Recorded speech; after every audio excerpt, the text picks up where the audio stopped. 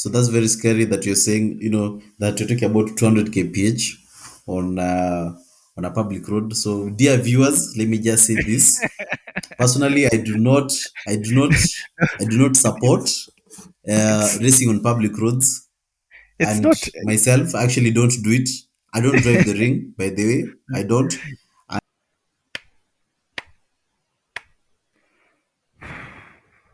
Hello, internet people. My name is Moshiri, and welcome to Insights Kiasi podcast. So, nilidecide kuita Insight Kiasi kwa sababu I want to talk to people about what they are passionate about. Nataka msi akuja hapa, maybe ako na a certain passion, maybe most likely ana practice, akuja tuambie the nitty-gritties and why it is a passion for them. And like today's guests, anaitwa David Ngugi. He has a passion for racing. So that's why I'll start Rookie Racing. So Rookie Racing, as the name inasema tu, ni a bunch of rookies racing. They have a Mitsubishi Ralliart, which personally ni my drive, I think iko poa.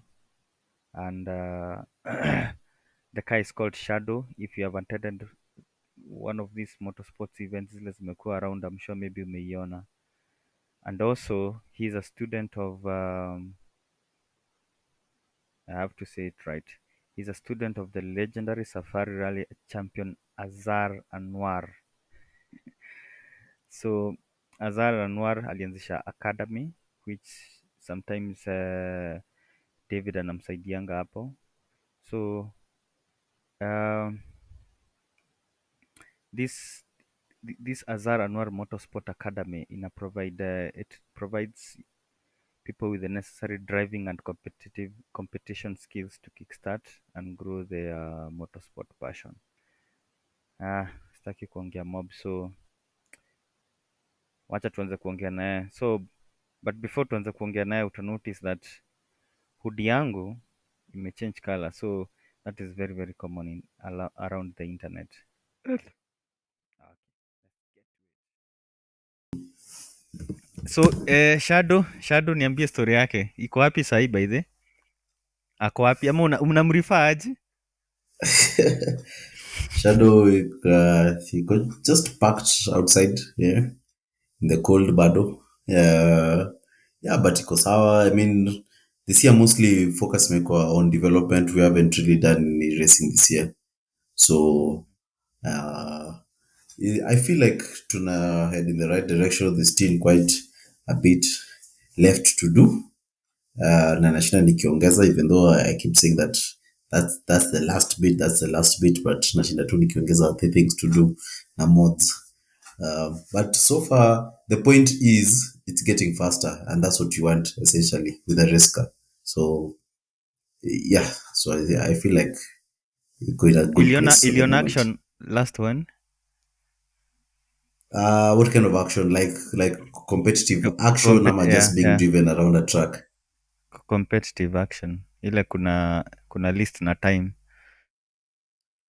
Well, semi-competitive action as I said at the beginning of this year, kwa sababu tulirun a zero car for the Delta race, I think in Feb.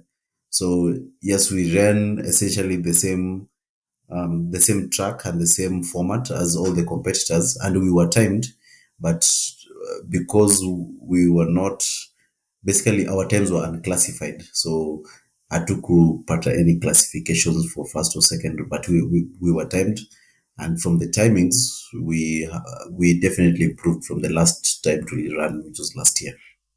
Which track is that tena?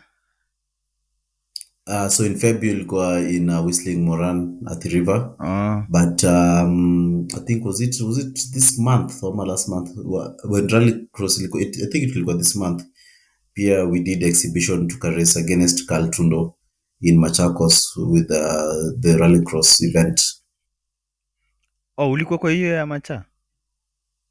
Yeah, yeah. So for me, basically the format ilikuwa Shadow on track, alafu Mm. Carl Tundo and his proto on that. Two, naweza sema like two laps. Yeah. Hapo sijaelewa. As in, So it's unamaanisha two rallycross, yeah. drivers? Uh-huh. No, no. So ni rallycross. So Yeah. format ya rallycross Uh, ni tarmac and dirt. So gari the circuit is there's a section of tarmac and there's a section of dirt, yes. and they go around like that. So we did an exhibition. So the exhibition ilikuwa, it wasn't really part of the race, but this is just an exhibition because we were invited, the tarmac guys, to do something to exhibit, between the races. Yeah. So kenye tukafanya, the Colt which was driving Mm, ran mm, on the tarmac section pekee, yeah. alafu the proto, I think it's a Ford Fiesta proto, that Mm, Carl was driving, his car ran on the yeah. dirt section only. And Si then inafaa we kumix. raced against each other based on time. Yeah. Are you not supposed to, like, the circuit, a part of it sinafaa kuwa that na tarmac? Yes. So, sir, because this was exhibition, so Yeah. yeah, carries only Oh. on the dirt bit. In which case, Yeah. then anaenda anafanya like what's it called, like a hairpin turn at the end, and then anarudi back. So anafanya the whole complete that section, and for me, I do only the tarmac section The peke. tarmac. Get to the end where the tarmac transitions to dirt, but instead ya kuingia into dirt, I do a hairpin around a set of tires and come back still on tarmac. Yeye pia the same on that. Ebu hapo hivi kwa Whistling Moran, ulisema uli improve your time. Where did you get your time? Ama na ilikuwa by how much time uli improve? What was it? I think to improve by almost a second. How to say, maybe 9/10. Yeah. Yeah. For a short circuit hiyo ni a lot. So ilitoka wapi your time?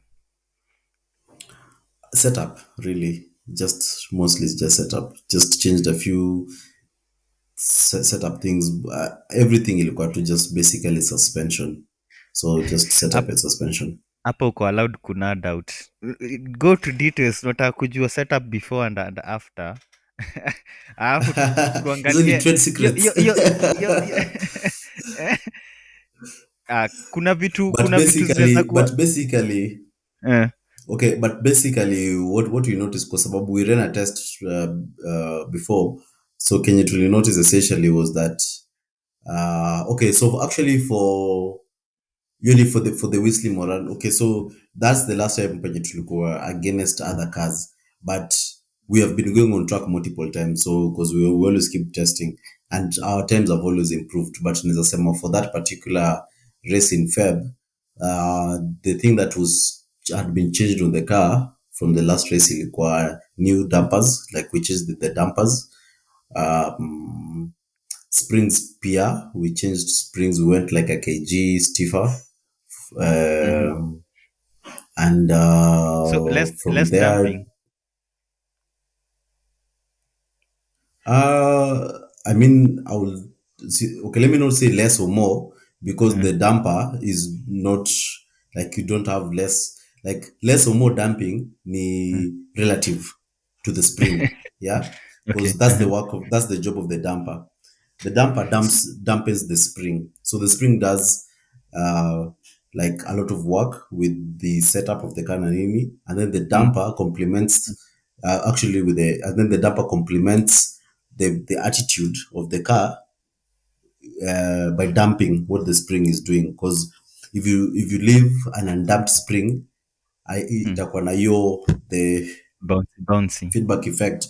Yeah, is where it's just bouncing, and you can't just have a car that is just bouncing on track. So no, even on the road. Yeah, yeah. Yeah. So the damper basically tries to cancel that bouncing out, but the way it cancels it is what is Yeah. important, which is why it's important. Each damper is supposed Yeah. to be matched to the spring. Do you operate on the correct Um, frequency? Because a so spring wakati operates on frequency. yeah. So the damping should be based on that frequency. So basically, when you say overdamped or underdamped, ni Mm. overdamped in relation to the spring that you're running. Unaona? So wakati ulichange dampers na spring, ni nini ulikuwa una try kuachieve? Ni nini unaona what difference do you want to attain? Kwa sababu Mm-hmm. something either ilikuwa bouncy ama ilikuwa too hard ama ilikuwa nini, as in I'm sure kuna kitu ulikuwa unataka kuachieve. So tulifeel previously basically that one two major problems.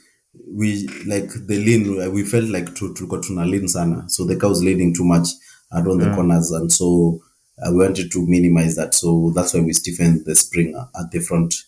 Alafu while doing that, we got a better set of dampers mm, from zenye tulikuwa nazo, so they just better quality, better design, and they just have better damping, especially for the truck. Now when we ran those damper only, when we tested the car with the same setting, and then we simply just changed the damping peke, the mm. dampers gave us half a second. So just by changing dampers peke. So So uli then baadaye, after changing the springs, mm, we, together with those dampers, mm, yeah, and just getting the alignment poor and all that stuff, then that came mm. together to give us around, I think, to land faster by 9 tenths of a second from our previous time. Okay, hiyo 910 ni dampers, ni springs peke yake ama ni a combination of spring and dampers? Spring and damper, Spring and damper. So yeah. unaona kama the inner tires hazikuwa na enough grip ukigo around the corner? Yeah, for sure ziko na enough grip, alafu pia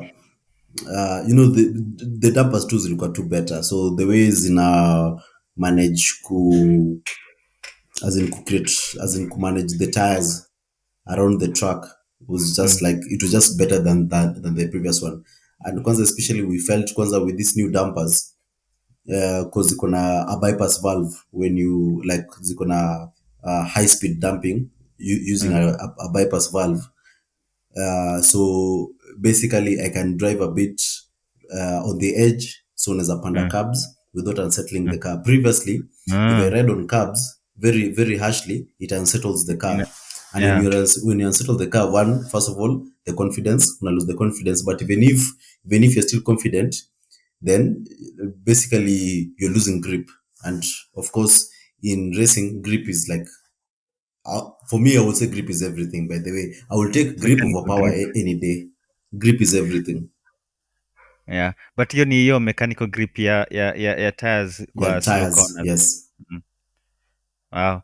Yeah, So and especially when you go over the curbs and whatnot, so then it unsettles the car, and then you're gonna like a fraction of a second where the tires are losing grip because they're not on the road, and of course that slows you down. so on that second last corner, you see the Mm-hmm. last corner before the straight inakwanga like a big curve, si ndio? So the second Mm-hmm. last, do you cut it ama una go around?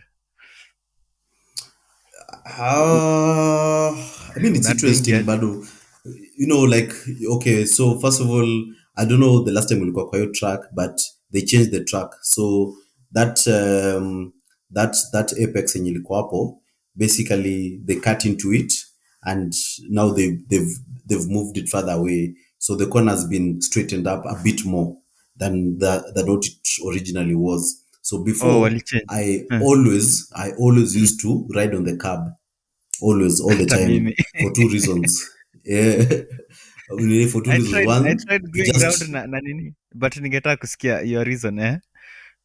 yeah, I mean, one, to just like shorten the nini, Distance. yeah, the distance, because essentially, unajua, the name of the game with the driving line is, you just want to straighten the line around corners as much as you possibly can. You see, Yeah. so Yeah. the line, the better. And there, I just decided to just cut the curb. So I will always have like one wheel on that curb all the time, to straighten it. Secondly, I was Hukutry. using it. Eh. Nilijaribu hiyo, and I felt ilikuwa slower, because Yeah. by the time you went around the curb, and then Yeah. now you power into the next Mm. corner, you've already Yeah. lost time up. But if you just like, you rush at the curb, just go straight Yeah. over the curb, you're keeping your momentum. You don't have to slow down, because if you go around, and Yeah. you go Yeah, too true, fast, true. you just push wide, not enda nje. But if you Kuna go mse over, tulia you can keep your momentum. kuna mse tulikuwa tunaargue naye anasema yeye ana going round. Nikamwambia if whenever I go round I don't feel nikiwa na that much momentum in that curve ya mwisho. But nikikat Exactly. una feel like you're carrying more speed on that curve.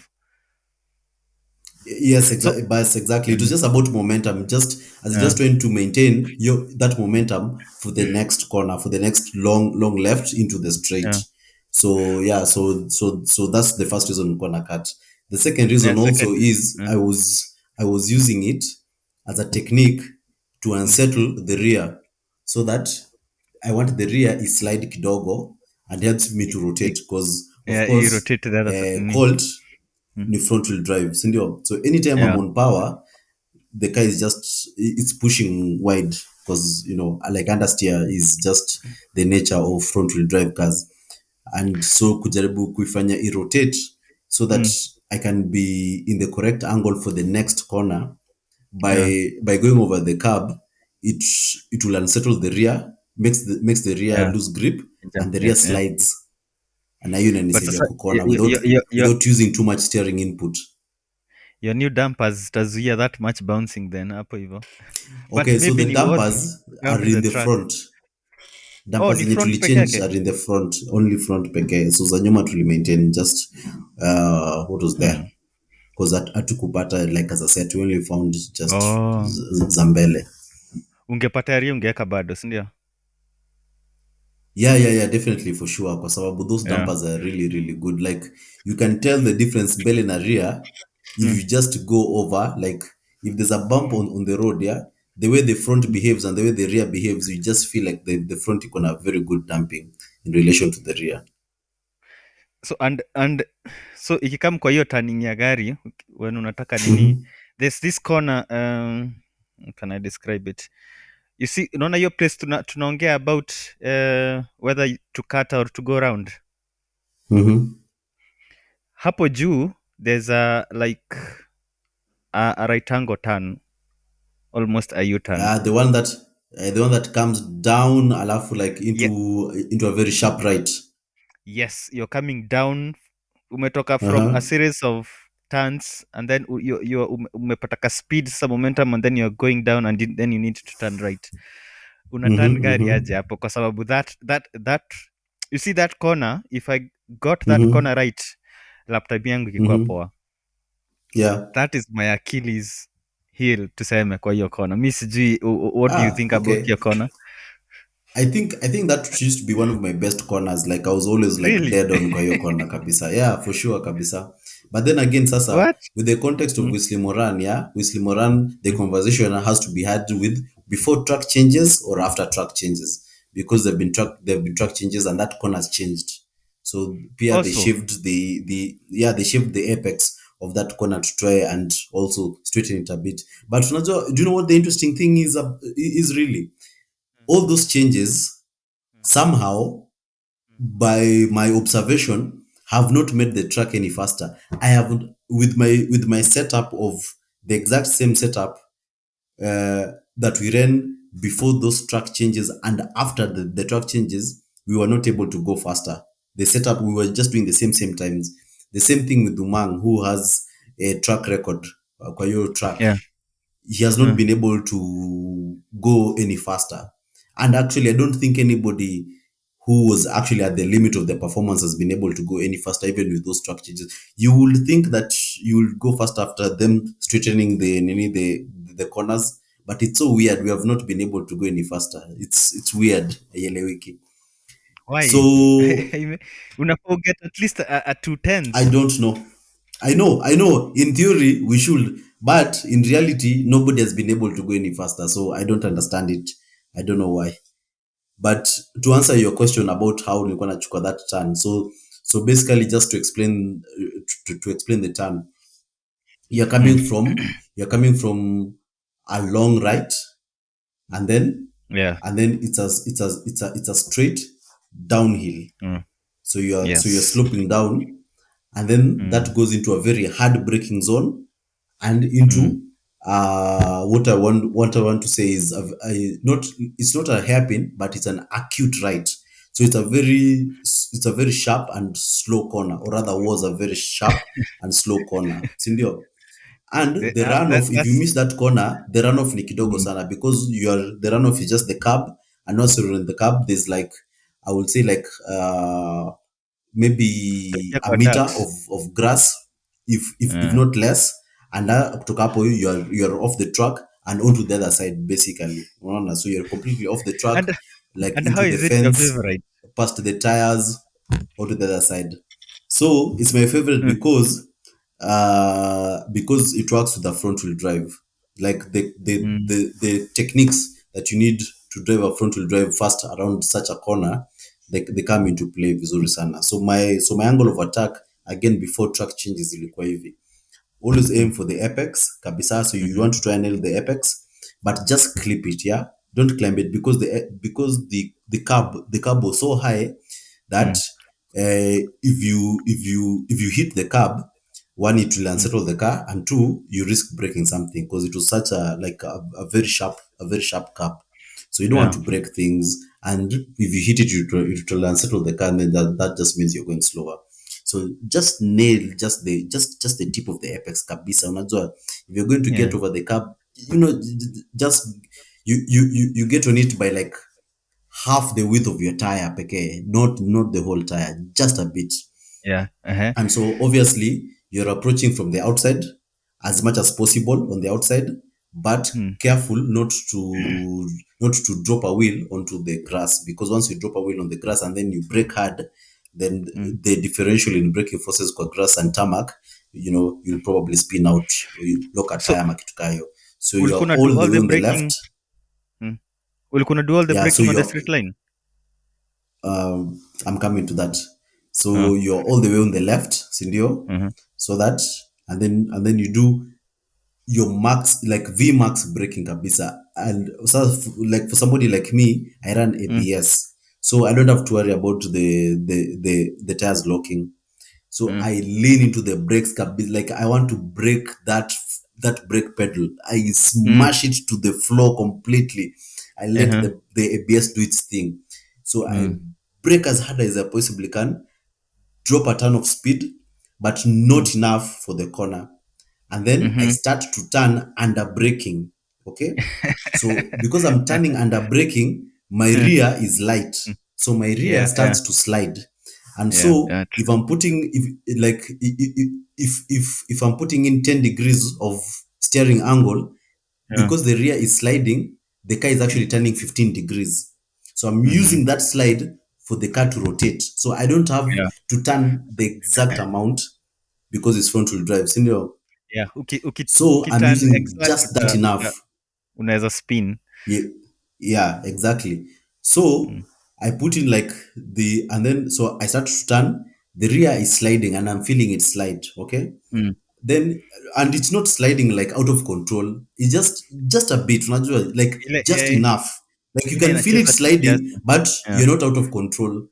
yeah, Unaona? And so mm, basically what the car is doing is rotating, because it's going into a controlled oversteer. So then the car is turning, and now it's turning into the apex.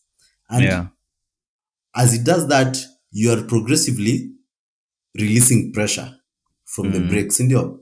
And the yeah, moment the moment you touch the apex, yeah, mm, mm, the inside apex, that's your mm, perfect line. So you know that you've had your perfect line. So you're yeah, done with the first mm, phase of your turn. So the second phase mm, is your exit. So that's your entry. mm, Your entry is perfect. You've nailed it. You've hit the apex. Not And this is something people don't know how to do.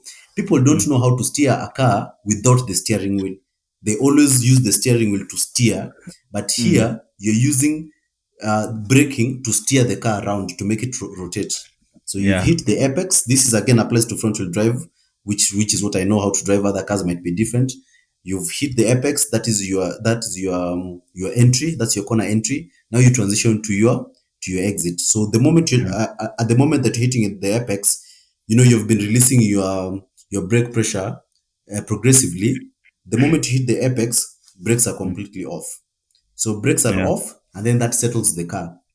So the grip goes back to the rear.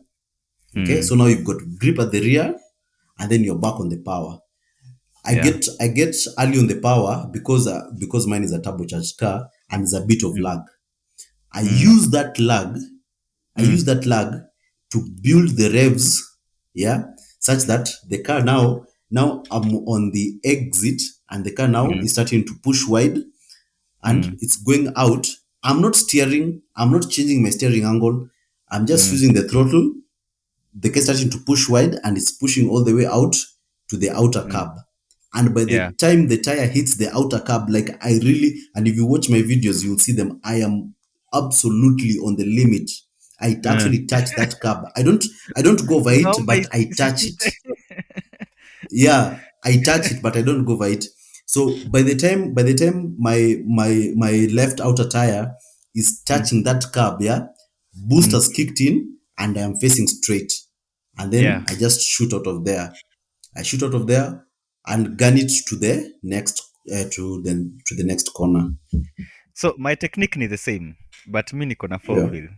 So what usually Yeah. happens is Mm-hmm. sometimes kwa hiyo corner when you're coming from such your speed na nini na iko na such a cute, you need to find a way your car ita rotate as you're saying. So Mm-hmm. Mm-hmm. unaingia sinio inaitwa trail braking, ile una break Yes, trail as braking. unaingia. But they use that for for the entry. So for me there's a Mm-hmm. time nilikuwa naifanya perfect, but there's a Mm-hmm. time unaona vile unasema hapo, kwa ikifika kwa hiyo curb, okay for me ni ile sometimes you do it, ikifika kwa hiyo Mm-hmm. curb unaona ni kama inaweza toka but inakosa kutoka, inaishika, so hapo unasema wa hapo umepita. So Yeah. that's when I say Yeah. if I get that corner right I know I'll do a good lap, kwa sababu hiyo tu ndio Yeah. inaniletea shida, but Yeah. sometimes nilikuwa na overcook either nimekam na too much speed Mm-hmm.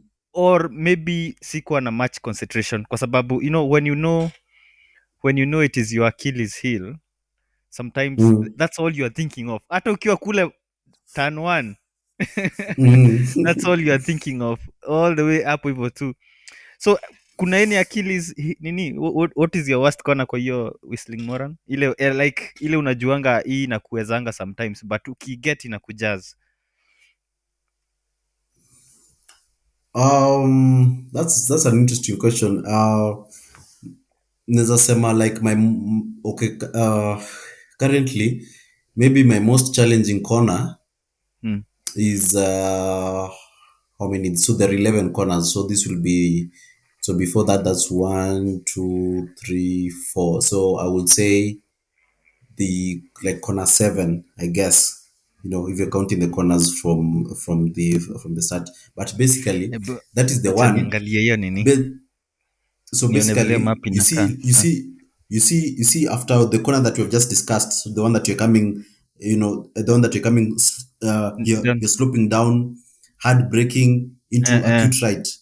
Mm. The next corner after that, so that corner that is a long left Left. with a diminishing radius. Unajua the long Yes. left with a changing radius. Hata anwani ya China. Bas, that one has been naweza sema it has been my biggest challenge. But Why? I think I've been able to nail it recently. Okay, because of a number of Mm. factors. Now, those factors, they play Like, into the development that has come with the mm, car. The biggest mm, factor was actually that challenged me between that corner and mm. corner one. So, the first turn is after the long straight. Yeah, the Alafu long straight that left. mm.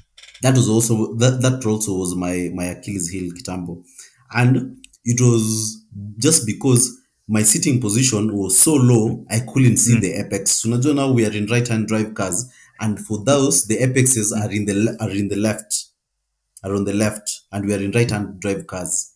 So you're seated Mm. away from the corner. So I was Okay, seated so low I couldn't see hebu the apex. ya turn 1 ama 2, kwa sababu it's like turn 1 and 2 is like Yeah, unatake at the turn same. one and the turn seven that I'm explaining because they are uh, all left uh, turns. So we're all yeah. both turns were turning left. So I Mm, couldn't see the apex because mm, I was seated too low. So what I did, I mm, changed the seat in the car. So I got another seat mm, a solid, like a proper motorsport seat. We did mountings, nini nini, and we raised the seat so that now I mm, can see over there, over the bonnet. And mm, because of that, I was able to nail the first turn, but that mm, turn seven was still a problem for me. mm, So what I did is I still couldn't see the apex, so I had to feel my way around. So over time, this was just because of experience. Over mm, time, I found where the mm. apex was, and I found that I was not turning aggressively enough, and was missing the apex. So I've just been able to like estimate or guesstimate where the apex is, and that now allows me to hit the apex vizuri. The other thing I found is that I was turning too early, so Mm. I've adjusted the time that I turn. So now I break a bit later, and Mm. I turn later, because before I was doing an early apex, and I found that I was wasting so much time around the corner, doing, because once you start to turn, you're turning basically, okay, so you waste so much time turning. So I removed some of that time from turning, and just Mm. continue, so I just continue straight before I start turning. And I found that then I'm able to go a bit faster around that corner. By the hiyo turn one imekuanga na kuna wasa wamekuanga na issue nayo, lakini me funny thing, even day one wakati nilienda me I had no problem. I know you're coming very fast. Actually, it's that street is the only place ninaendanga na gear 3. It's gear Yes, 3 yeah, me hapo. too, by the that's I think that's a The- third gear straight, yeah. yeah, And it's the then only you place have for to your track where you hit gear third gear. you need to downshift, and then all the way naendanga na 2, and I never change. All the way naendanga na 2. Yes, yes. So Yeah, unaona same hiyo hiyo too. hiyo Same as well. hiyo hiyo turn one, so ndio ilikuwa inapatia wase shida. First of all, you're coming at a high speed, and then you need to downshift. A lot of guys walipata shida, lakini I don't know why, but mi wakati nilikuja, I think Mhm. braking, because that hiyo place na ile tulikuwa tunaongea about ile down, that's when you actually need to Mhm. do heavy braking. Lakini Mhm. once you're done with that, inaonanga una maintain to gear 2 all the way around. Alafu kucheza Yeah. kwa games unachezanga, una race. Okay. Let me first of all address that turn one. Yeah. uh, Turn one, I feel I could be wrong mm, because I'm not the one driving, but I feel that mm, like turn one, the people have the wrong mentality about turn one, because it's mm, the straight, and now hate speech kidogo. mm, Uh, very many car people in Kenya cannot mm. drive. I mean, they can drive on the roads, yeah, but they think they can drive, but they can't drive. They Kwa love track. speed uh, in a straight line, so they yeah. love to dig into power, but they've got no skill. Okay, they've got no skill at all. So for Wase most uzita people, balls saa they don't zingine. like any section of the track except the straight. So the Yeah. straight is like basically huko ndani, all they're thinking about is I just want to get to the straight. I just want to get to the straight. They're not Mm, driving the inside Zuko. And that track is 90% inside corner, and there's only one straight peke. It has mm, 11 turns. Sindio? mm, 10 of those turns are uko like second gear, very slow turns, very technical, and then you get mm, one straight where you hit mm, that gear with normal cars. Yeah, some people I mm. hear they hit fourth or something, guys with highly tuned cars and stuff like that. But anyway, normal cars, let's just say you hit that. So Okay. because of that one straight, everybody Mm. wants to make their time there, and there's no time to be made there. There's time to be lost. There's no time to be made. There's no time to be made, there's time to be How lost. do I make So time for your everybody wants street? to make their time there. So what Yeah. they do is they outbreak themselves. And this is the trick. Forget the straight, okay? The straight, I'll tell you the secret to the straight. If you want to, like, the first time you'll set on that straight is determined 2 corners before that straight. If you Yeah. mess turn 7, the one I was telling you about, yeah, if you Yeah. mess turn 7 and turn 8, you have nothing on that straight, because that straight is after turn 11. So that Yeah. the top speed you can make on that turn is determined 2 corners before. But we won't get into that now. Maybe we'll discuss that later. So where people No. lose time is they want to extract the most, like, the most amount of distance on that straight before braking. So they outbrake themselves and they always brake late. Once they do that, they compromise the exit, and exit is everything. Exit into Yeah. corner one is everything. After that, forget the straight. The straight means nothing. Mm. Exit of one is everything, because exit of one determines two corners ahead. You exit one, that speed carries into corner two and corner Mm. three. You fuck one, you fuck corner two and corner three. So exit in that is everything. So sacrifice your entry speed so that you Yeah. can get a good exit by keeping the momentum. Yeah. And Yeah. this is the rule of driving on track. It is easier and Mm. faster to lose momentum than it is to gain it. Okay. So if you Yeah. think that you'll get back your momentum by accelerating, you're wrong. Braking, you can lose so much momentum very quickly. But if you think you'll gain it back by accelerating, you're wrong. So people who But think that they'll charge into that corner under heavy braking and then charge out under acceleration are wrong. They'll charge in under heavy braking and they'll just chug out pole pole. But if you nini ita compromise the braking and you keep your momentum, yeah, you'll carry that momentum into that's corner one, you'll carry it into corner two and corner three. yeah. And then So that's it's a about that.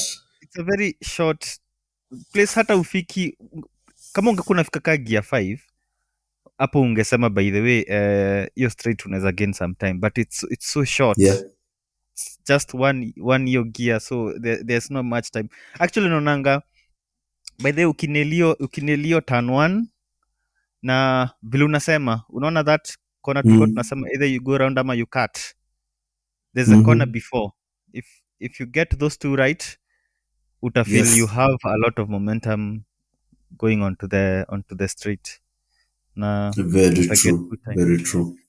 Alafu hizi Yeah. stories at times I don't know, do you know when you have a good time ndani yako ama you have to check, ama sometimes you think you have a bad lap lakini una check time unaona hey, it's a good one, as in do you feel it? Yeah, I mean, I will say it's a bit of both. Okay, so I'll actually answer the inverse. I know when I have a bad time. That's it. You don't know when you Because have a when good time? I'm just like I can tell you when I've messed up. Okay. Yeah. So if I don't mess up, I'll always have a good time. But if I mess up, I'll have a bad time. Sawa sawa. With me, that's how I tell it. So by messing up is when I start over driving, I miss my braking points, I'm over the curbs, just not putting together a clean lap. Yeah. Yeah. Sometimes I've gone outside, I'm over the outside curbs. Because what you want to do, you want to be over the inside curb, never on the outside curb. You don't want to be over the outside curb. You just want to just be at the point where, like, at the end of the tarmac, Mm. where the tarmac touches the curb, but you don't want to climb the outside curb because of a variety of reasons. So I can tell a slow lap, I can tell a lap is going to be slow when I have been driving badly. When I've put when my driving was bad, I didn't put the lap together. About good times vary, and I've found that track conditions and the conditions of the day affect track times. So Temperatures. there's a particular time during the day that the track is really fast and you put in good times, and you can drive the same way. Sometimes even you even feel subjectively better, that you've driven subjectively better, but your times are slower. But I Yeah, I found that know, I know your feeling. that changes through, as in through the day, and you shouldn't like cling on so much onto, like, no, no, no, am I getting slower? Sometimes we actually benchmark against other people, and you see that you've gotten slower and other people have gotten slower as well. It's just that the track conditions are changing. It's not that your driving was any worse, just track conditions are changing. Track condition namaanisha temperature. Temperature of the track, that's like the tarmac. Temperature of Yeah. the air, because boosted Yeah. cars, that matters, you see.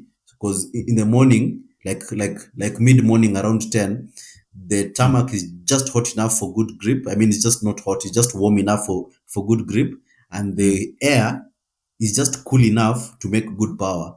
And then Yeah. during midday, and then after midday into the early afternoon, you're running hot, so you're not making good enough power, and the track maybe now has become quite hot, so your tires are starting to overheat through the By the laps. Yeah. ningetaka before hata tuongea about your racing ningetaka tuguzilia about ring na when you are saying about temperature ama hizo track condition, nilikuwa na realize kwa Mm-hmm. ring the bottom part ile inakuanga na coffee. The ring ni kama iko into two parts. Kuna part ya juu iko na majani chai na kuna side iko Mm-hmm. na coffee.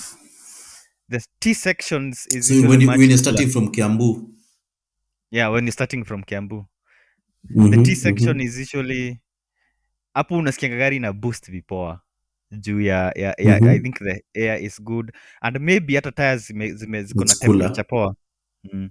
Mm-hmm. But I always found, unaona hata tukianza kuenda when nilikuwa na realize wasi wana fight ku overtake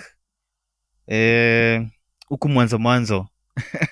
Mi Mm-hmm. sikuwa naona haja ya kufight huku kwa sababu one, bado as in tires hazija warm vipoa, sometimes hujui nini itadu, but when you reach huko Mm-hmm. juu like that, nilikuwa always na time ni overtake wasi kwa ile, unaona ile straight, the long straight ukipanda Yeah. hapo hivo.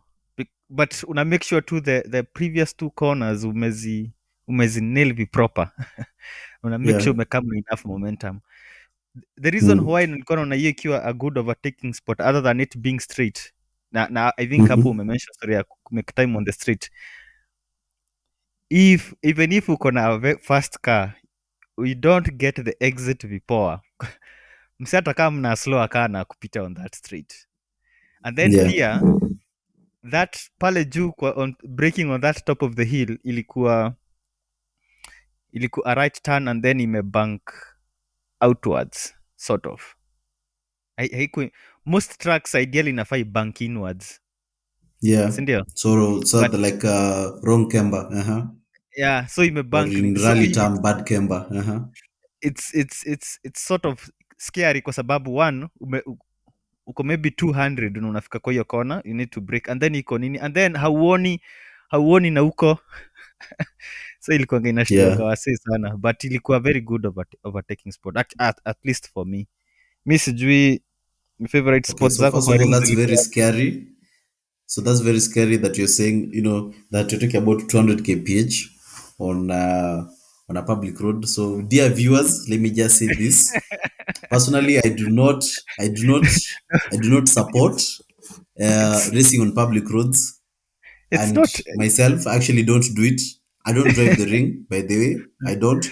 And Yeah. even if I wanted, myself and the car, we are at a place penye, like like I really need to go fast, like, because you were the one who taught me this, that with road cars, like, actually, when we think we are driving fast, we're actually driving at like 90% at best of what the car can do.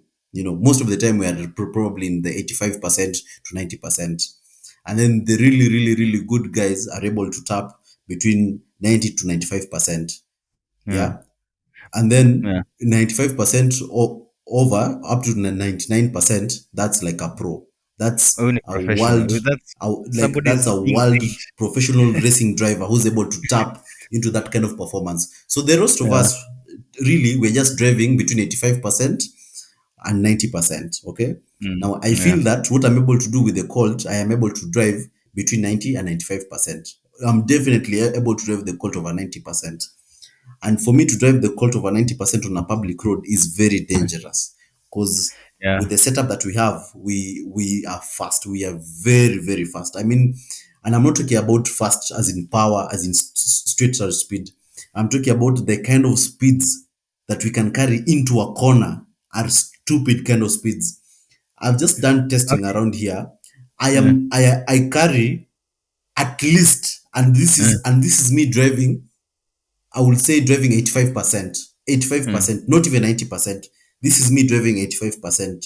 At Mm. 85%, I carry around corners 160. easily and on semi slicks, not even set Uh, up. The car's not even been set up. We haven't set up the damping, the ride heights, nothing. I carry easily okay, uko 160 around na corners, hiyo inaweza kuwa hard kujua. Uko na but that's on ile an open gyroscope? road. Uko na gyroscope sort of kwa gari ile inamesha G's? I use my phone. I use the G meter on my phone. No, you see ukisema kuturn at a certain speed inaweza kosa just speed na kona ni relative until you see it, so the only way tunaweza jua I'm ni talking like na about kufeel. I'm talking about those nini those nasema aje, like those very technical Kiambu roads. Yeah, ile As a like matter of uko na fact, eh, watch at a ring is not even technical because ring eh, is a fast flowing one. I'm talking about yeah. the really technical ones. I Yeah, love those fast ones flowing I'm runs. carrying 160 around corners. Yeah, and even then I'm keeping my lane. Yeah, so I'm not cutting into the other lane. I'm still keeping my lane, and I've held back 15% just in case another vehicle were to appear. And for me, carrying 160 around corners in a public road is very dangerous, and anything more than that is just plain irresponsible. So I don't drive the ring, because if I drove it, I'll have to drive very fast to actually read the car. Unajua, Yeah. to actually read and test the car and see what it is lacking, I'd have to drive at very stupid speeds. And it's not just about being able to carry like 200 kph. I mean, the kind of speeds we enter into corners will be so stupid that if all it will take is just one stupid border guy to be on the Yeah. wrong lane, or a matatu just drifting out, around corners how matatus drift out. Hata That's all mchanga it tu kwa takes. track, hata mchanga kwa lami. No, mchanga is not a problem for me. I'm able to read the road. That's not a problem for me. it's Nini it's hiyo it's places traffic. And you know why? And okay. you know why? Yeah. And you know Yeah. why? Because nimeendesha, like, we did hill climb, I think last year. Was it last year? Yeah. Was it last year? Yeah, last year. Towards the end of last year, December, we did hill climb in Moranga. Mm. Once there Man, was na hiyo ndio dirt nilikuwa nataka on the kukam. road. Eh. Yeah, there was dirt on the road. Okay, Mm. that dirt was not a problem for me, kabisa. On I knew where on a the straight dirt ama was. corner. I knew how to place the road. All I needed was an assurance that the road will be closed, that I will not find anybody else on the road. That's the Hiyo only assurance I needed. hiyo dirt ilikuwa kwa street ama kwa corner? Kwa corner. Like place taa itakanyanga. Actually, on the corner exit. So it was on the corner exit, going one side, and you're coming, because we did to the end, and then we did a turn, a hairpin, and then back. So on one side it's on the exit of a corner, and then coming back is on the entry into the corner, which the entry into the corner was better. I could handle that, like it was more manageable than the exit out of the corner. Au kufeel any difference because kulikuwa na dirt ama ulifeel tu gari na behave the same? No, I mean, there's a difference, definitely. There's a difference, but the Oh. thing is, I'm able to read the road and place the car. You see, the data equal, like, at across the whole road. It was on, like, you see, it's not that the whole road had that. It was that, like, the dirt had washed onto sections of, like, especially the outer section, and then Mm. there was some middle section with dirt, and then there were where tires usually are. You could Mm. see that the road has been swept by tires there, Uh, sindio. So uh, all you have to do is just place your tires on the uh. bit that has been swept by other vehicles, because that's the bit with the tarmac. And even Ime and it wasn't swept clean. It wasn't swept clean. It was just, it had less dirt, and there was a bit of tarmac. So all I needed was to place the car where such that the tires can actually touch the tarmac, and that was enough. And the moment you're off that line, then you're on the loose stuff. And that's now when you feel all these funny things. But for me, basically, I'm saying that was not a challenge. It wasn't a problem for me at all, at all. As long as I understood that the road was closed, you know, issue. For the Colt, what I found is that the challenging bit is gravel, especially gravel into a turn. So you see, loose chippings. when a road is being Hii za constructed and barabara. it has loose chippings. Yeah, see that's Eh, gravel essentially. eh, I find that gravel is the biggest problem on the Colt, especially in very tight turns. When I come onto gravel and I need to do a tight turn, because even there during hill climb, the hairpin to come back was like there was a lot of loose chippings there, and having to do that hairpin, I just like understeer, total iko understeer. na theory. As a matter of fact, the first time, no, actually not first time, Mm. twice, I understeered all the way out. I had to stop and reverse back Oh. and then go again. And but I still won, even after having to do all that. Unaona hiyo, unaona nimenotice these cars when you can go around a fast corner very very fast, you carry high Gs, Mhm, but on mhm, slow corners you can't carry the same Gs.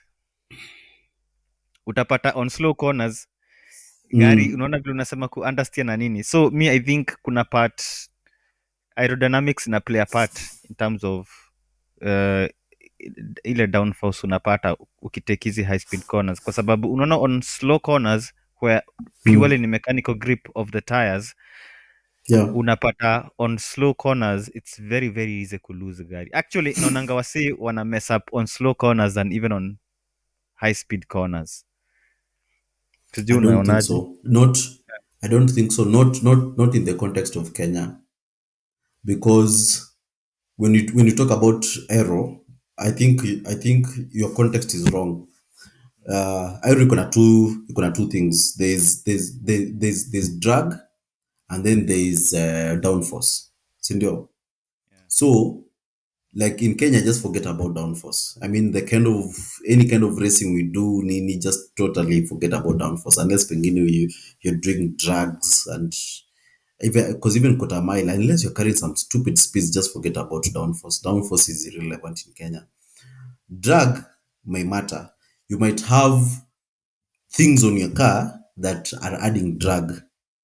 Vile people do all manner of Nini? things, nini. Wait, So yeah, no, unamaanisha like wait? offset wheels, offset Oh, rims, some stupid spoilers, some stick-on canards za ama ushenzi kuinua. that make no sense. Yeah, unajua like the wrong ride height, kwa sababu unaweza Mm. kuwa na like a lifted front and a lower rear, so the wrong ride height, like the rake of the car, things like those. Things like those is like the car from factory had a particular coefficient, like okay, a particular um Coefficient. drag specifications, Mm. so like the car as designed from factory has a certain amount of drag, for a certain amount of speed. Now, if we make changes now mostly of these changes due to the aesthetics of the car, which is how the car sits. You have raised your car. Kuna those people who have raised their cars, offset rims na vitu kaa hizo. Those are things that will make the drag even worse. Most of the time, they make things worse. All these aesthetic things that we do in Kenya, most of the time they just make the vehicle worse.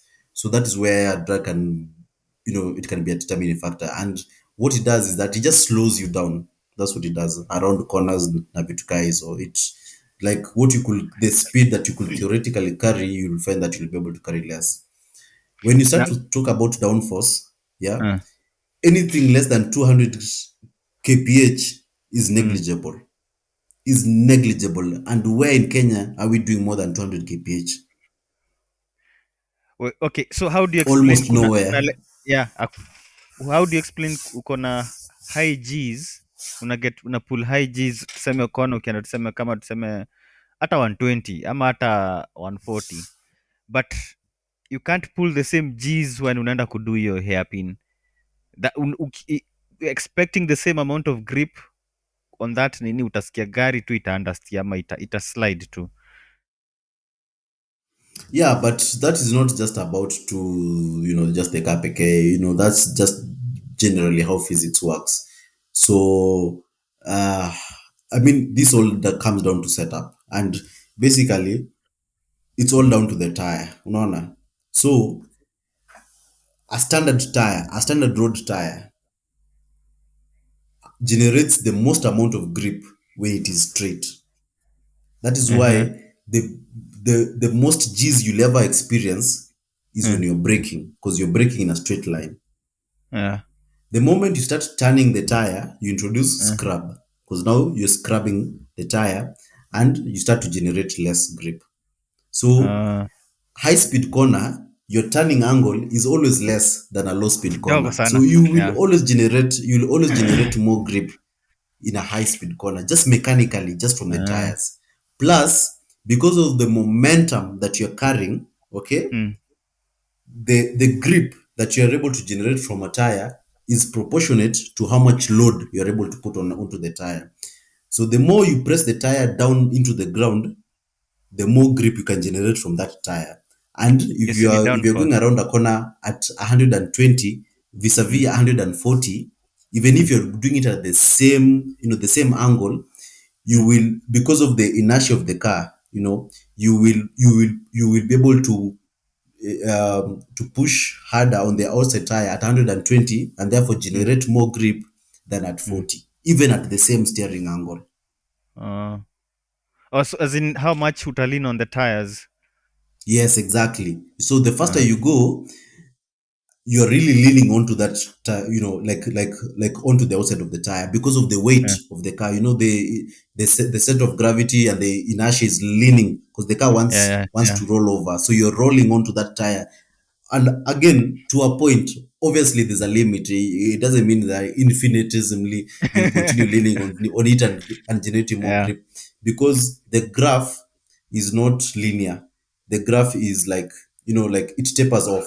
So Mm, you generate more grip and then it starts to flatten and flatten and then it gets to a point where it just falls off and then you've lost grip mm. and you're spinning. And ikikam kwa power, I don't know why, especially hapa Kenya wasa wanakuanga obsessed na power. I don't know kama kuna any Because they're thing lazy. They don't want to learn how to drive properly. ni nini, kuna kitu umefanya in terms of power? So my approach to my approach in building the cult, yeah, has Yeah. been one of two things. Maybe first of all, yeah, like very many people always congratulate me on my build. Mm, Like, hey mm, bro, that's a very nice build, Junini. And nobody, like, mm, okay, do I want to say nobody? Almost nobody has ever yeah, asked me about my yeah, setup. They always want me to open the bonnet and ask yeah. me what is under the bonnet. And my engine is pretty standard, by the way. Unaona? So Najua hiyo na understand for from me, Kenyans. Eh, for me personally, I don't mm, like building. Honestly, I don't enjoy building at all. I do not. Building cars, for me, I eh, don't enjoy it. If I had enough money, I will eh, buy a car ready to go. I will buy yeah. an Evo 9 RS, Hata mi ndiwaambia the wase. motorsport version ready to Eh, go from yeah. factory. I will buy Precisely. I will buy an STI type array or spec C ready to go from factory. I will buy a Yaris GR ready to go from factory if I had enough money. But because I don't have enough money, I've got to Eh, modify a few things here and there. Sindio? eh, For me, I love driving and I don't want to modify the car and mess with the reliability such that I spend 90% of my time building and 10% mm, driving. I want it to yeah. be the other way around. I want to drive a lot. I want to enjoy the car. I want to drive it to the ground. I want to drive it as much as I possibly can. So because of that thinking, I've always Mm, avoided engine mods, and I've in my development plan, I've left mm, engine to mm, to the to be the very last thing. And even before I started modifying the engine to make more power, what I did some engine work, but mm, but it wasn't even a lot of engine. What I did was I came with this theory.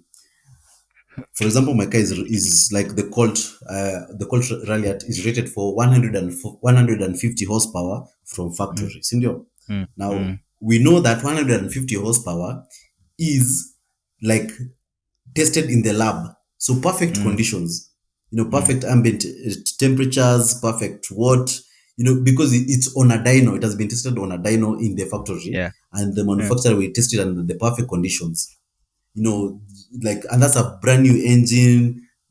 fresh oil, the best fuel, and all that stuff. Mm.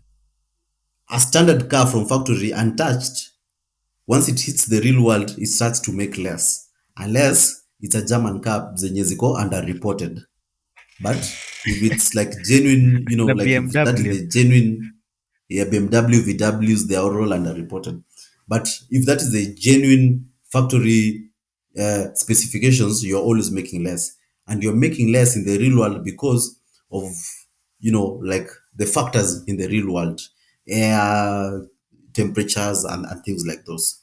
So my approach has been to remove those factors that make me make less, so such that the car can try to make as much as it possibly can towards the factory laboratory limit.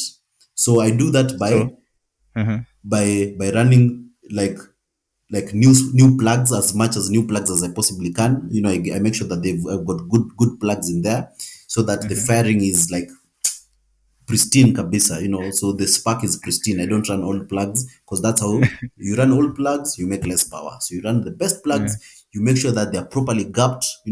Basically any Wewe excuse to make usiniambie less power, uko na you ile kitu just ya remove kucheck it. gap. Yeah, Uko na yeah, hiyo I kitu. gap my plugs. What? Au trusting the way because it comes? any excuse to make less power, you just remove those things, those small things that make you make less power. So Walnut spark plugs, the wrong gapping, the wrong air what's the filter. nini? What gap una go for? Like when you say like Manual, gap. I just follow the manual. I just look at the workshop manual and follow what the manual does. Well, so I follow what the manual says to do. Yeah. So kama ni So milimita kadhaa una make sure ni hiyo. exactly, just as simple as that. Just follow the manual. Just basically try to run the car to like to the limit, as in to the power that it is advertised from factory. Because in Okay, the real world, plugs. cars make less power. After Unaona? So plugs. basically, just the things that make a car make less power: So kuna plugs, hapo kuna air fuel, air, filter, kuna fuel fuel. na air. Mhm. So Yes, fuel yeah. You put the best fuel that you possibly can. gani? So for me, I used to Eh, run avgas. eh. Hiyo ni during Yeah, competition. during competition, I ran Yeah. avgas. Yeah. Eliminate anything about knock or anything like that. So the car will never experience knock. So it will Yeah. never pull timing. It will Mm. always, because it will chase it. So because it will advance until, because you know how modern computers work. It advances until it finds Yeah. knock and then it pulls back. Sindio? Yeah. Yeah. So But if si you kuna if you limit. run avgas, Yeah. yeah, yeah, of course, yeah, it won't advance like forever. It will Yeah. just advance until the max. Yeah, Mm. and before it gets to the max, if it detects knock, it will Mm. pull back. Okay, but Yeah. if it Yeah. if it gets to the max, it will just Mm. stick there. So for me, I Yeah. just put in avgas 100 RON, and I run pure avgas. I don't mix it with anything. 100 RON pure avgas. It will never hit knock. So it will always run max timing with Okay, good plugs kuna and kitu. fresh oil. I change my oil. I do Eh, my oil changes eh. 500 km. If I go to 1000, it's too much. Always fresh Hiyo oil. ni hiyo, wait, do you use unatumianga hiyo gari any other way other than racing? Najua No, haina back seats. no racing. Always fresh oil. Mm. Yeah. I use I change my oil after 2 track sessions. So if I go to the track twice, it's Eh, time to change oil. And that is usually like about 500 km. Even if I eh, drive it on the road, I always change less than, if I hit 1000 km, that's too much. Okay, so the oil is always the freshest oil, and yeah, at the best consistency, sindio? yeah. Because it Uh, hasn't it hasn't started to break down, because you see oil breaks down with time. So the oil has yeah, not started yeah. to break down. It's the freshest consistency of oil that you possibly can get.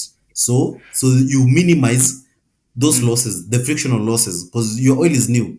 So you minimize mm. the frictional losses by running the, like good, like new oil.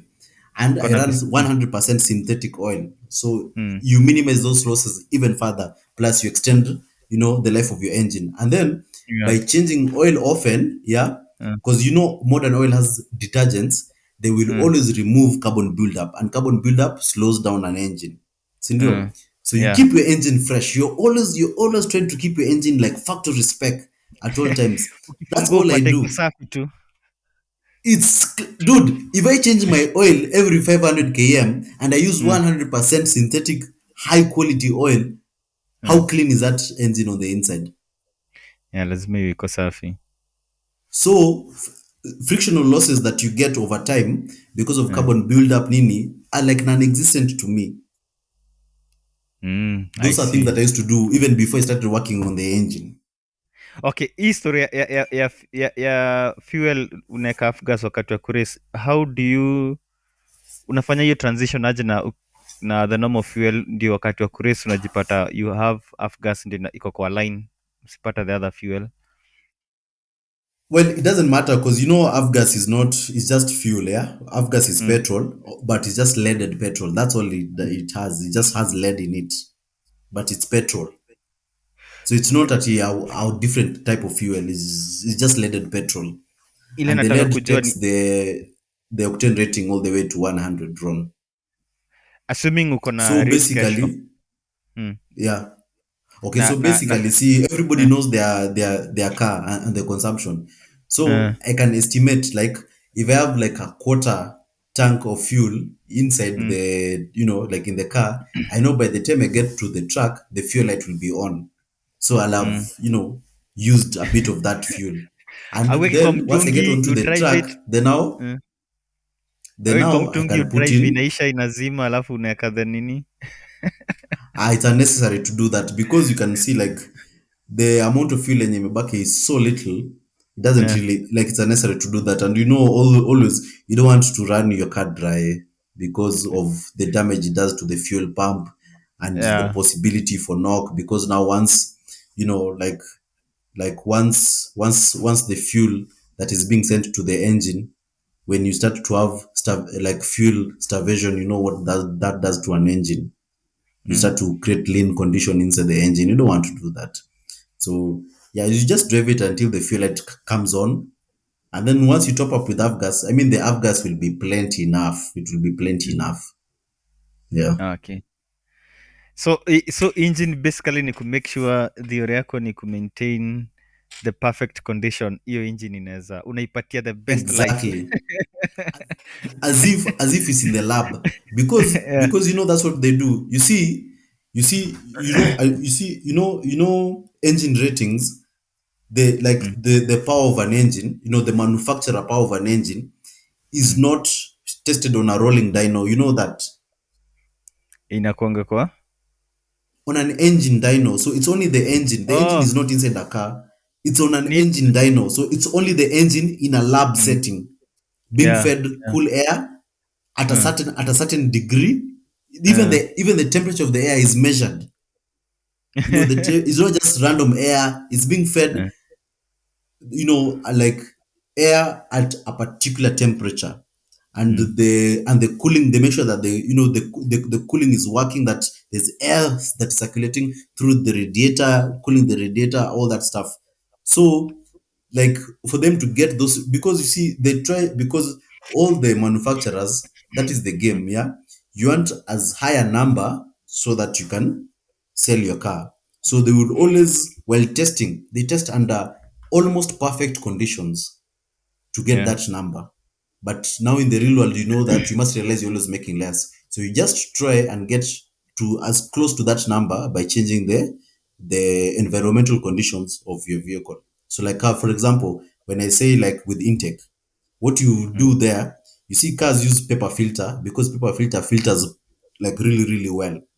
But if you're not Mm. doing rally, the track is clean. So I can afford to run something like a Cayenne filter, which is, Mm. it can flow a bit more air. Mm.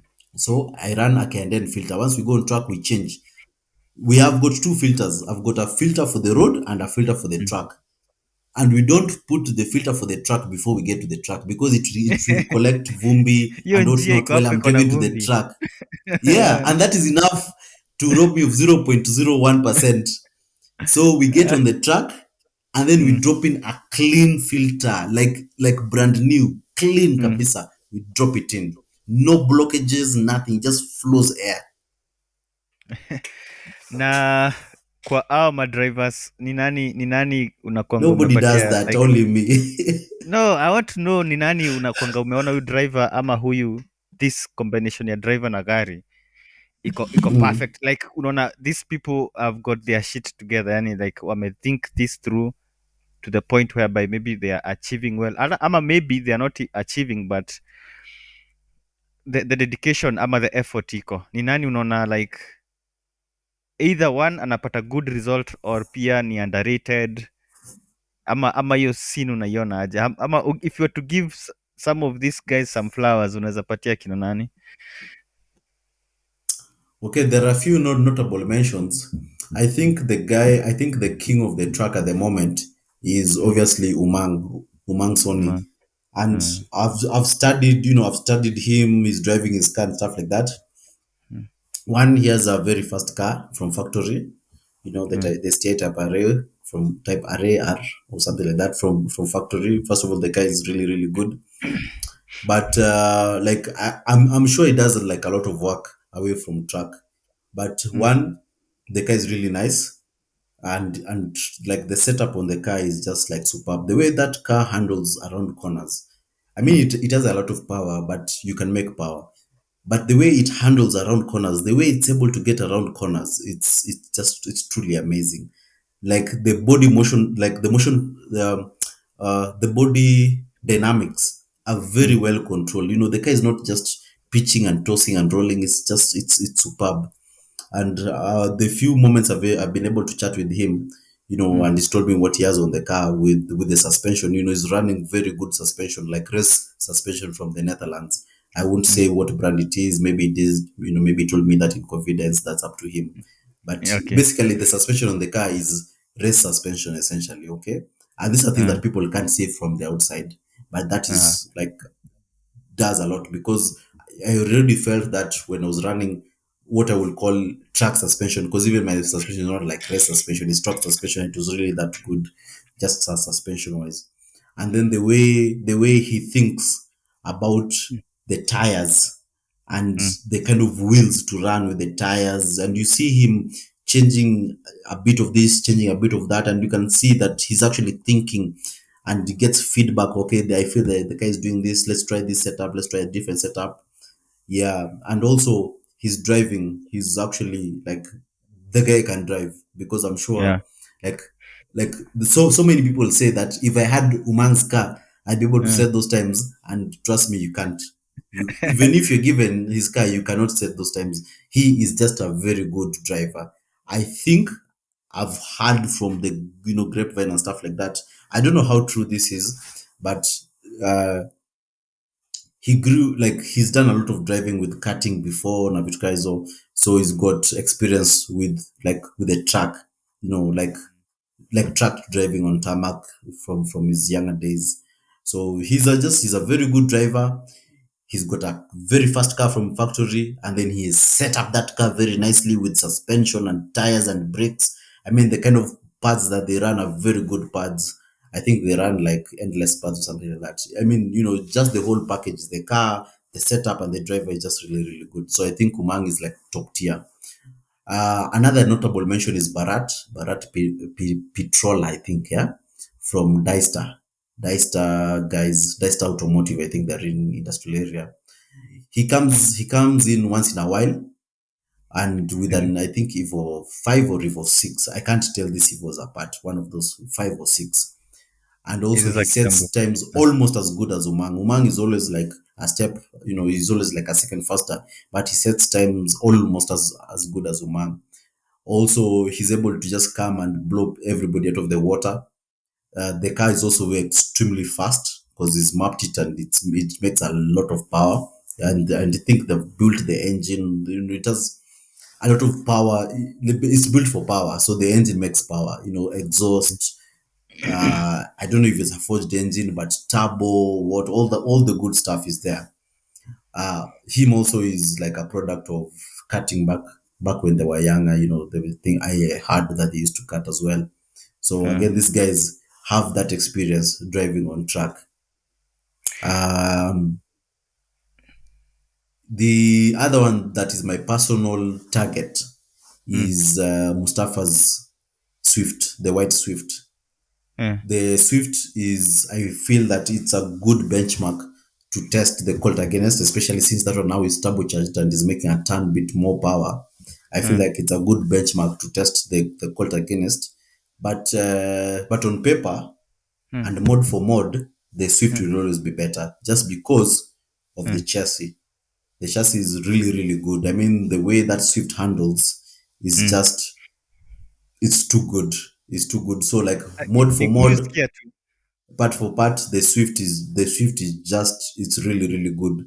So I know that on paper I can never really reach the Swift, but I'm banking on driver skill to Huwezi huwezi to admit narrow the defeat. gap. To narrow You the, can never. Aye, it's a competition. The whole point of competing is that Eh, we always try to be better than the next guy. See, that's what yeah, competition is all yeah, about. yeah. Because You you're, always try you're to trying to find be an better edge. than the next guy.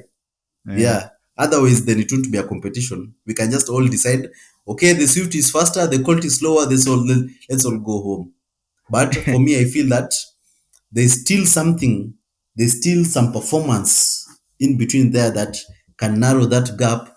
And Mm. now, such that the cars can be Mm. evenly, I feel like the Colt will always just be slightly slower. But I feel that the gap will be so small that now Mm. it will come to the driving. That now the drivers Mm. will be able to show what they Yeah. can do. And Oh, the I love that kind of competition. I love that it is just about driver skill and not just about the car. Because if yeah. it's about the car, then all it takes is money. So wanasema like if tuna compete and then the difference tuseme ni like have a second ama maybe 2 tenths 3 tenths, that you can always get that from the driver. Yes, Exactly. yes, gari inaweza nini, but if I'd rather lose by like 2 seconds rather than you lose na two Yeah. tenths, because I know 2 tenths you could have had it. It is And that is always not there the for the driver. situation. Mm. And the last time we were on track, that was the situation between the Colt and the Swift. The Swift Mm. was 2 seconds faster around that track than the Colt, because the Swift was doing 108s, we were Mm. doing 110s. And that was Mm. just, it was the car. The Swift was just Yeah, fast. hiyo The ni car, the difference Swift big. as a car is just, Mm. at that point, it was just faster. No. So I feel that there's a few two things that we seconds can eh. do. 2 seconds I feel utatoa like there's a wapi? few things that we can do with the mods. Mm. There's a few things that we can do with the mods on our car. We've left performance on the table that I feel that Mm. now we can start to tap into. Like, for example, the engine has mostly been untouched. Mm. So there's something that we're doing with, like on that front. Actually, we have done on the engine side of things and tuning na kitu kayo. And there's something also in the works to help with the handling as well. And I feel with those changes, assuming Mm. there's no further development on the Swift, assuming that the Swift is standing still in terms of Mm. development, nothing else is being added to it. Eh. I think with our changes, we can be able to close that 2 second gap, as you said, maybe to one and a half, maybe one. Oh, I mean, close the 2 second gap maybe to half a second or maybe point two of a second. Mm. And is that a big if that Swift it remain standing? Is that a big if? Again, you see now the Swift is has an owner, and I don't know what the owner is planning for it. But yeah, I mean, it just depends with the owner and how much money is willing to spend. But with cars and performance, yeah, if you're talking about modifying a vehicle, there's a curve, and the curve is not a linear curve. It is Mm. a curve of diminishing returns. Yeah, So the first mode you'll do on a car, you'll gain massive time. The yeah, second mode, you'll also gain good time. Yeah. And the first mode will be very easy and very cheap. yeah, The second yeah, one like yeah. that. And then they start to get expensive. And the more expensive they get, the less Less, the slow, yeah. like you will not get, like you won't get a proportional amount of performance. The amount of performance that you get will be quite less. The Value more for expensive the mods, the less the dollar per performance. That ni yeah, dollar per dollar, second. like the dollar value, yeah, Dollar you per get second. less. So dollar per second, yeah. So for example, just tires alone, Yeah. just tires alone are like worth 5 seconds. Yeah. Yeah. uh, an LSD is a component that is over 100k, easily Yeah. 150k on our Yeah. type of cars. Okay, an Yeah. LSD is at most 1 second. Unaona, Uh, 1 second. at Ni most, kidogo. yeah. Sasa abu Power modes and stuff like that. Unaona. So back with Mustafa has with the Swift. Okay, sorry, I should stop saying his name. But basically, the Swift has a lot of mods on it. Like all, I think almost everything that has been thrown on it, turbo has been thrown on it, intercooler, tune, math, tires, big brake kit, uh, uh, a carbon fiber bonnet, bracing. I mean, like has almost everything. Yeah, and it is at the point of that curve where it is almost about to plateau. And if he wants to go a fraction faster, if he wants to Eh, go a fraction of a second faster, he mm. has to spend he has to spend hundreds of thousands of shillings now. Ako And hiyo now that is the stage. question, is he really willing to go that flat out in such a small scene? If the scene was a very big scene where like winning is everything and you become world champion, Mm. then Reward some iko people high. it will have been worth it. But the scene in Kenya is not big enough for you to sell your kidney, to mortgage your house, sell your wife and kids just for a fraction of a second. So I am sure there's a limit to how much money he's willing to put into the car. So okay, so but so is it a small if as in if the quality remain the same ama ni a big I if. mean, the things that we want to do to the cult, the things that we have always planned to do on the cult, okay? We already Mm. have those things anyway, the parts and all that stuff. We already have them. Uh, We oh. just need to fit. Okay, so it's just a fitment thing. So we just need to find Uh, time and the resources to fit those things. eh, unaona time by the way vile imesonga na ulikuwa unasema one and a half. Mm. Yeah. Ningetaka by the way, kuna kitu ningetaka kukuuliza about, there's a time ulikuwa UG ukadu a very long trip na motorbike. 780 km S- off-road. hiyo kitu by the ilinijaa sana kwa sababu it's something by the ningetaka kutry kwa sababu hii place naishi kuna like there's so much off-road going this way, like naweza enda Mhm. 100 kilometers off-road tu, but we Mhm. ulimanage kudu hiyo. Ebu tuambie what ulifikiriaje ufanye kitu kaa hiyo kwanza. Nothing. I didn't feel. I sikufikiria anything. It was just. I think ilikuwa like a long weekend. Maybe it was like an Easter or something like that. Or maybe Mm, there was It was just a long weekend. So I just decided, let me go to another town. I think mm, the town ilikuwa. I will estimate something like 300 kilometers away. mm, Let me go to another town, but mm, do it off road only. So don't use the highway, don't use the tarmac, just uh. just use off road. So that's all I did. So I went to that town 600 and came kilometers back. ni place maybe una plan si ulidoze ama. Yeah, yeah. So Kwenda na kurudi. So the town is like 300 km. So going and coming back on the highway is 600. But for me, because I used off road, it was 780. Like 780 kilometers it's not something tu unaweza amka useme hey, wacha tu ama ulisema uende hii ukajipata unaenda, kwa sababu sometimes mi ujipatanga naenda hapo naona si naweza fikana hapo, naweza fikana hapo, unajipata ishakuwa kitrip, ama yako ulikuwa unajua hapa ndio nitafika na nitarudi. Yeah. So as I've said, so the goal ilikuwa kufika that other town. Okay. So actually so started from Kampala. The town that I wanted to go is called Mbarara in the west of Barara Uganda. naijua.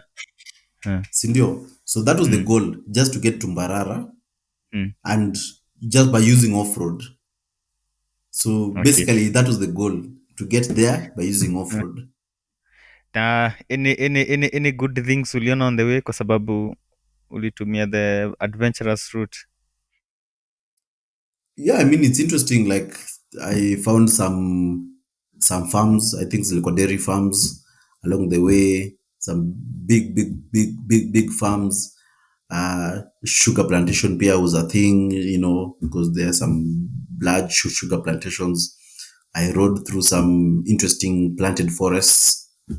Uh, yeah, and I just saw a lot of like half naked children huko na, mashinani, rural na zile areas. ng'ombe, hiyo area iko na those cows iko na those long So, horns. from those farms, sasa, from those dairy farms, yeah, that's where I saw that.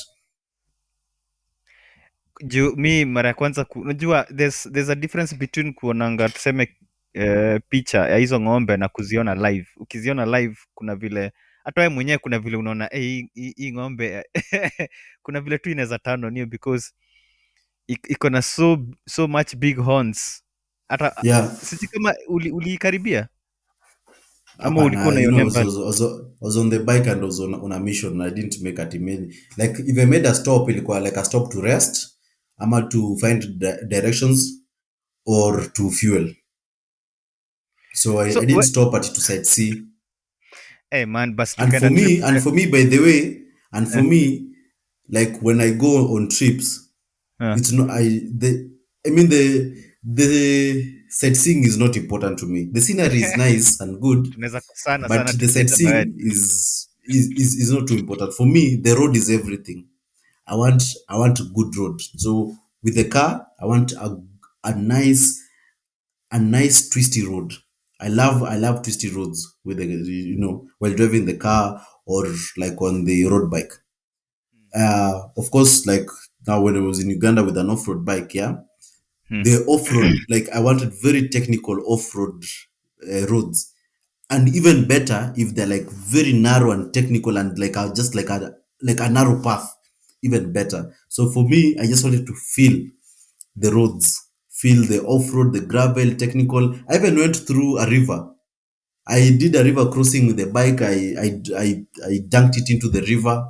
Eh. I killed the engine because water got into the engine. I fixed Yeah. that and I continued with my journey. I went So over hills. I rode in the rain, in the mud. It was a lot of fun. ulido hizo jumps at some point? Yes.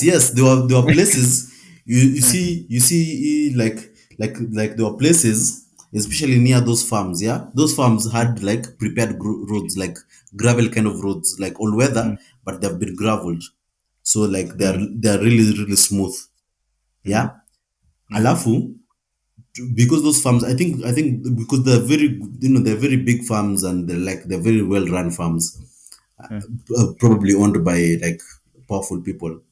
So they've got The president culverts is from to those channel the areas. water when it rains. So Mm. those culverts, they form like a small hump Uh-huh. because they dig across the road, they lay the culvert, and then they put back the dirt over the culvert, and it's Uh, never level. It's never level. It uh, will always have a yeah. hump. Uh, So at speed, I will uh. always catch air. I will always like jump over the humps, catch air at speed, onto the next one, catch some air. I did a lot of that. But huwezi do na hii bike unatumia sahi. No way, hapana. Ita That's a road break. bike. Yeah. Yeah. But if you like that kind of thing, I was actually planning a trip with the wife, maybe when I'm back after elections. We want to rent Kibo 250 and do a 1,000 km ride, like over a long weekend, like over 2 days, over weekend, Saturday and Sunday. Uh, Do a 1,000 km, preferably full off-road trip, but basically as much off-road as we possibly can. A thousand uh, km weekend. I think the like cost of renting a the bike thousand is $45 two and per day. okay, ukisema a thousand ni two and fro ndio inaikuwa a thousand. Yes, yeah, the complete trip distance from Uh, start to finish, we want to uh, cover 1,000. Of course, the bulk of it just being off-road, discovering weird places in the middle of nowhere. Okay, and umesema ati ni how much ni pa nini pa bike? Si ni hiyo bike ya kibu? $45 a day, Man, lakini sasa kibo wewe to unasema 50. we unajua we si mso wa sightseeing. Mi naweza ningetaka kudu kitu kaa hiyo sana, lakini inaonekana we ni destination ama kufika na kurudi, lakini mi naweza spend actually more time nikiwanda I mean, mostly. it's yeah. I mean, it's fine. I mean, I'm just saying for me, like alone, that's what I Mm. do. Yeah, but Yeah. definitely, I mean, if I'm riding with somebody, we can keep stopping as long as we aim to do the 1,000. Okay, so we Oh. can stop, but let the stopping not derail us from doing the complete 1,000. As long as we aim to do 1,000 km of Mm. distance. Yeah, Yeah, but we inakaa can interest. stop. Mm.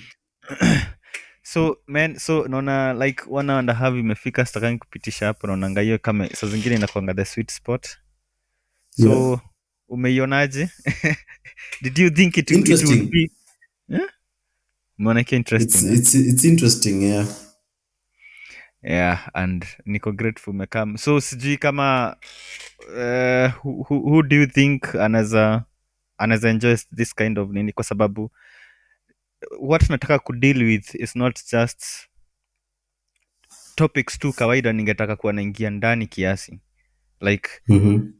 even if tuko na hiyo story ya racing, is just not talking to about racing nini na nini. Unaingia ndani, at least una get kulan. It doesn't matter who nitapatana naye sometimes, kwa sababu ningetaka kuwa na doctors, ningetaka kuwa na wase wana work different fields, but all I Yeah. know in all of Mm-hmm. them kuna ile what people know, lakini kuna zile details msa wa kawaida maybe ajuangi. So hizo uto to gems ndio nataka kutoa, at least in case kuna msa anakwanga interested ama anakwanga na any intention kuingia hiyo field, at least Mm-hmm. anaanza kulearn the nitty-gritties.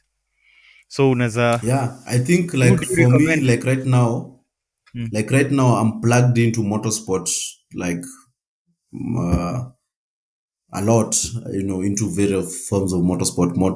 Of course, like with tarmac and rally. As you see, this Minty is a rally team, so we are doing the mini classic rally. We did the Eldoret rally some few months back, and we are doing 1,000 km mini classic rally 3 days in December with a classic Datsun 180B. So I can suggest maybe like the way to go is if we publish this, I think this is the first podcast touching on motorsport, yeah, Yeah, alafu and itakuwa racing. ndio the first So video, so so nitaka kwa yeah, YouTube. so if we publish this, let's encourage people to ask questions, and then Mm, those questions can form the foundation of the next mm, conversation. From my end, uh, beyond just me, and mm, I am able to find other motorsport people that mm, I can like bring and do this mm, show, like mm, somebody like Azar Anwar. I can find him. Sam Karangata, whose team, the Minty team, is a driver. He's been rallying us, I've got Shabazz, who has done a bit of motorbikes, and he does cycling. He actually races bicycles, called mm. enduro. Yeah, but Eh, also hapa he's like hapa Kenya kuna those guys yeah, yeah, like, yeah. But racing. Wacha ile the one I know ni ile wanaendanga like a group, ama wanaweza amua tuishie no, Naivasha ama no, kitu kama hiyo. timed racing. There's a start and there's a finish, and they're timed and they race, and there's a winner after the weekend. First place, second place, third place, all that stuff. Yeah. So Interesting. I've got access to these people that I can bring onto the show. So the thing is to find the agendas to speak to them about, and I feel like the best way to bring those is by inviting questions from people, and then those questions will form agenda for the Yeah, next podcast, and we can bring these people in, and they can talk about, because you see, these are people who are actively in motorsport. It's yeah, not theory. These are people who are doing motorsport, and they can talk yeah. about all these things, even their experiences and how to get in and all that stuff and challenges. Sawa, so nita end hapa.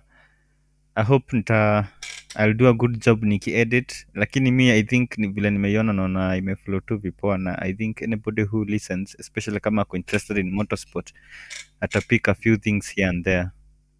Yeah, So thanks sana man kudrop by. Maybe in future most welcome. ningetaka to do another one, because naona there's so many things, and then pia like time, as long as time inasonga kuna many things zina happen. So maybe Yes. today tunaongea about shadow ikiwa hivi, maybe next time itakuwa different. So as in, Yeah. always welcome to come back again. Thank you. Thank you.